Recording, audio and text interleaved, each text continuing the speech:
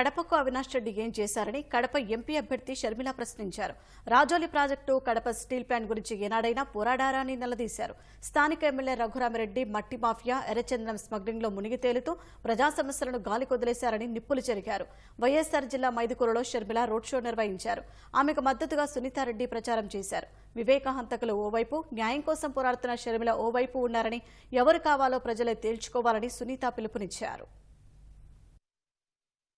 YCP MLA Raghurama Reddy ఎర్రచందనం smuggling కూడా చేస్తాడట కదా మీ ఎమ్మెల్యే.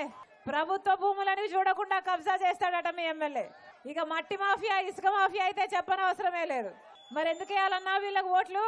కనీసం రాజోలి ప్రాజెక్టు రాజశేఖర రెడ్డి గారు శంకుస్థాపన చేశాడు. జగన్మోహన్ రెడ్డి గారు ముఖ్యమంత్రి అయిన తర్వాత అదే రాజోలి ప్రాజెక్టు మళ్లీ శంకుస్థాపన చేశారు. నాన్న చేయాలనుకున్న ప్రాజెక్టు నేను పూర్తి చేస్తానన్న జగన్మోహన్ రెడ్డి గారు ఇప్పటికి 5 సంవత్సరాలైంది. కనీసం తట్టెడు మట్టి తీసిపోసారా? కుందు నది మీద నీళ్లు కడతామన్నారు. 1,00,000 ఎకరాలకు నీళ్లు ఇచ్చేటట్టు ఆయకట్టును స్థిరీకరణ చేస్తామన్నారు జగన్మోహన్ రెడ్డి గారు. అయిందా? మీ ఎంపీ ఎవరు? అవినాష్ రెడ్డి. ఒక్కసారైనా ఇక్కడ రాజోలి ప్రాజెక్టు కోసం కొట్లాడా? ఈ జిల్లాకు సంబంధించిన కడప స్టీల్ ఫ్యాక్టరీ రావాలి అని కొట్లాడా? మరి ఎందుకు వేయాలన్నా వీళ్ళకు ఓట్లు?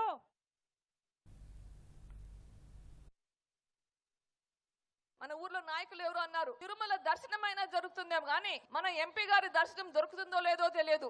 అటువంటి పరిస్థితి మనకు. వివేకానంద రెడ్డి గారిని దారుణంగా హత్య చేసి 5 సంవత్సరాలు అయ్యింది. 5 సంవత్సరాలు అయ్యింది.